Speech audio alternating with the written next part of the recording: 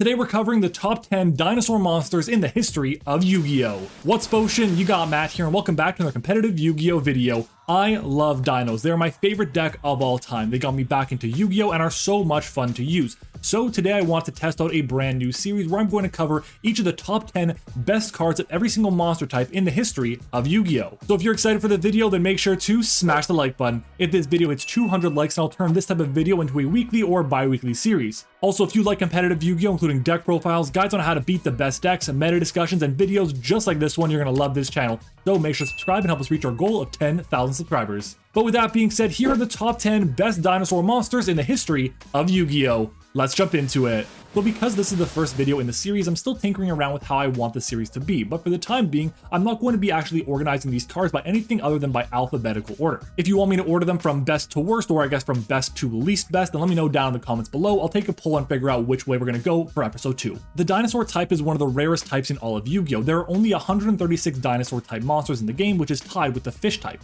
Only Sea Serpent, Worm, and Thunder have fewer monsters in their respective types. There are only 15 illusion monsters, but that type is so new that I'm not really going to be considering it just yet. But with that being said, most dinosaur cards are focused on one thing, and that's going to be to destroy their own cards to gain advantage. And the card they're going to be destroying most often is our first card on the list, Babycerasaurus. Babycerasaurus was released in Power of the Duelist all the way back in 2006. Its effect is incredibly simple but very powerful. If this card is destroyed by card effect and sent to the graveyard, special summon one level 4 or lower dinosaur monster from your deck. If you noticed, there's not a single mention of a once per turn on this card. It took years to happen, but when the Dino Smasher Fury structure deck finally released, Babycerasaurus became a card that would be abused and looped over and over. It's common that dinosaur players would use Baby's effect 4 or 5 times in a single turn, which would set up their plays, allowing the deck to link climb into powerful negation tools like Appaloosa, or even facilitate summoning Evil Zorlagia and Dolka for rank 4 base negation. Decks would even take advantage of field spells to destroy it and gain other advantage. The two most common options were Lost World and Dragonic Diagram.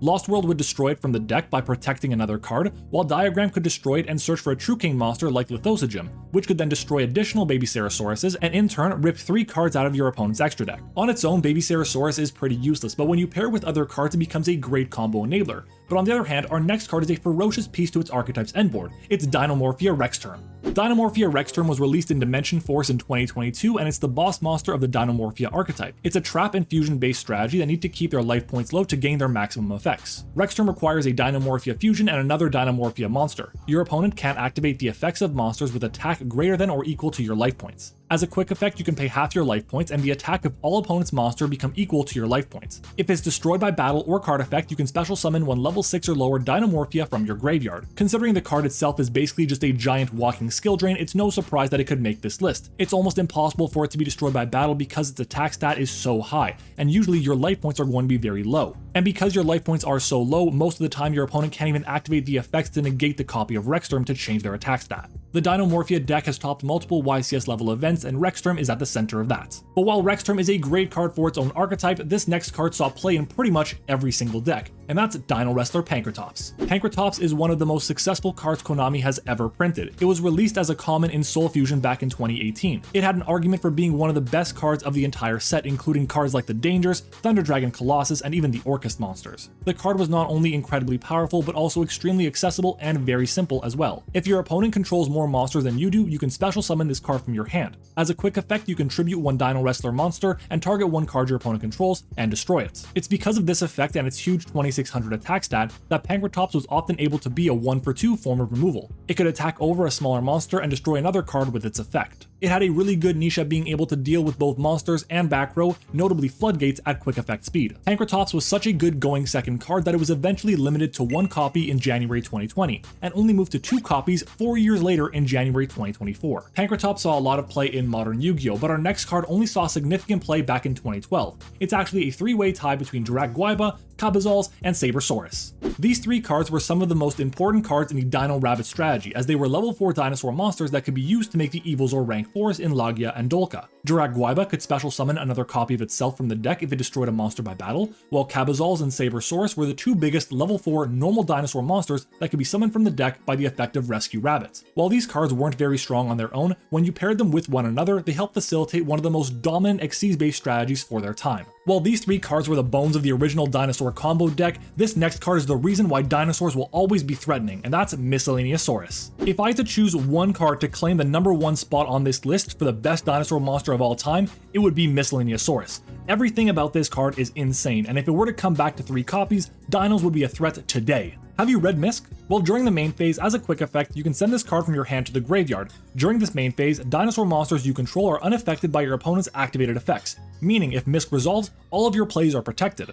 Its other effect is that you can banish this card and any other dinosaur monsters from your graveyard as cost. You then special summon a dinosaur from your deck with a level equal to the number of monsters banished to activate the effect, but destroy it in the end phase. Almost every single modern dinosaur combo tries to take advantage of one or both effects of Misc. If you've ever played dinos, there's no better feeling than dropping Misc on your opponent as they try to interrupt your plays. Misc is one of the few dinosaur monsters that has multiple really powerful effects and that can act both as a starter and an extender. It's no surprise that in September 2017 it was limited to 1 copy. It did get unlimited in 2019, but as dinos started to top again, Misc was limited back to 1 in July of 2021. There are very few good main deck dinosaur monsters and even fewer in the extra deck. But this next card is the first good dinosaur extra deck monster, the powerful rank 5 number 61 Volcasaurus. The release of XC's monsters in 2011 was much slower than for synchros. Some of the most powerful and generic synchro monsters were immediately released, but it took a while for us to get good XCs. Volcasaurus came out in the 2013 Zexal tin, and it may not have been the best card, but it was a great generic rank 5 option contesting other powerhouse rank 5s like Adrius, Keeper of Armageddon, and Tyrus, Keeper of Genesis. The other rank 5s at the time required either more specific material or just weren't good enough. Its effect was relatively simple, but any deck playing rank 5s wanted to use it as a way to help close out games. Once per turn, you can detach 1 material and target 1 face-up monster your opponent controls.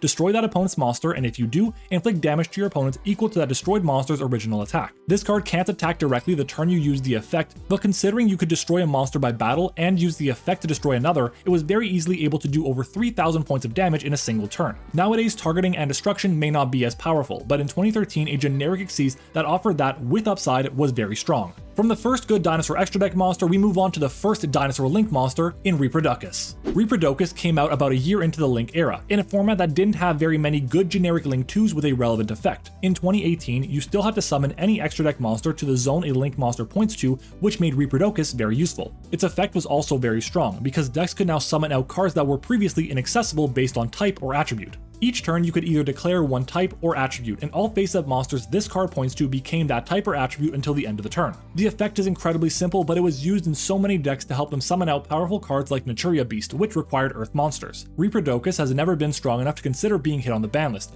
but if it was being summoned, you knew your opponent was about to summon out a monster they had no business making. While you can play Reprodocus in pretty much any strategy, this next card is the saving grace for its archetype, and that's Rex Freight for Hire. Without Rex, the for hire cards would still be pretty lackluster, but since Rex's release, the deck has managed to perform very well as an engine in many other decks, including both Sprite and Runic variants. It's even topped multiple YCS events. On summon, you can add 1 for hire spell or trap from deck to hand. And during the main phase, if you control a for hire monster, you can banish this card from your graveyard and target 1 for hire card in your graveyard, either add it to your hand or special summon it. Rex is both a starter for the for hire strategy while offering the archetype recovery as well. It made summoning out the Link monsters in Donner and Fulgo incredibly easy, and there were always 6 copies in the deck because Fossil Dig is one of the few unlimited search spells. And it's even better than that because Rex is a level 2 monster, meaning it could be paired with the Sprite cards for extra negation.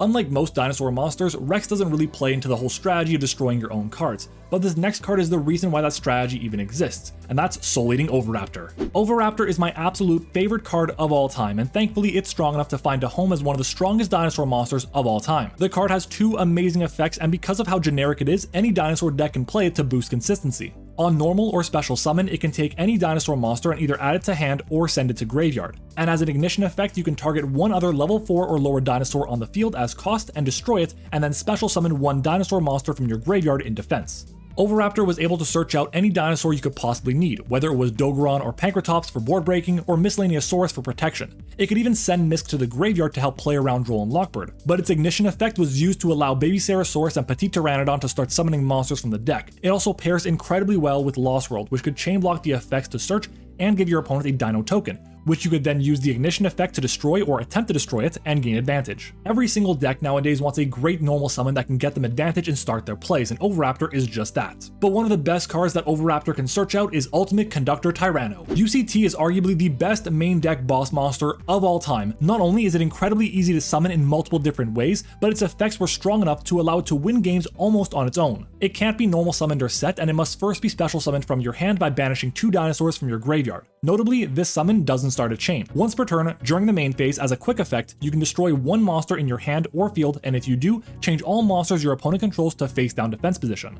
This pairs incredibly well with the other effects, because this card can attack all monsters your opponent controls once each, and at the start of the damage step, if this card attacks a defense position monster, you can inflict 1,000 damage to your opponent, and if you do, send that monster to the graveyard. It's because of these effects that Dinos became one of the best going second decks. When you paired the 3500 attack of UCT with Pentastag giving it piercing, it was easily able to deal over 8,000 damage. And it was also incredibly easy to summon it out of the deck with double evolution pill. I love this card, and as long as UCT is legal, I'll be having Dinos in my deck rotation. Now obviously there are a lot of other really good dinosaur monsters, so I want to shout out 3 more. The first of which is Granosaurus, one of the first Xyz monsters out there and really had a home in a lot of decks in the early Xyz era. The second card is Scrap Raptor, which is a great card because it allowed the deck to have access to a tuner and also destroy additional cards. And the last card is going to be Xenometeorus. This card brought new support for the dinosaur strategy for the first time in years. And that's gonna wrap it up for today's video, but before you go, make sure to let me know down in the comments what your top 10 best dinosaur monsters are, and of course if I missed any cards that you want to see on this list. If you haven't already, consider leaving a like on the video if you enjoy the content or you want to see more videos just like this one, and of course subscribe to the channel as well for more amazing competitive Yu-Gi-Oh videos. If you're planning on buying cards and you want to support the channel as well, then use my TCG Player affiliate link. It's in the description, as well as the link to follow me on Twitter and join the Discord server. Thank you all for watching, I hope you enjoyed it, and I'll see you all next time.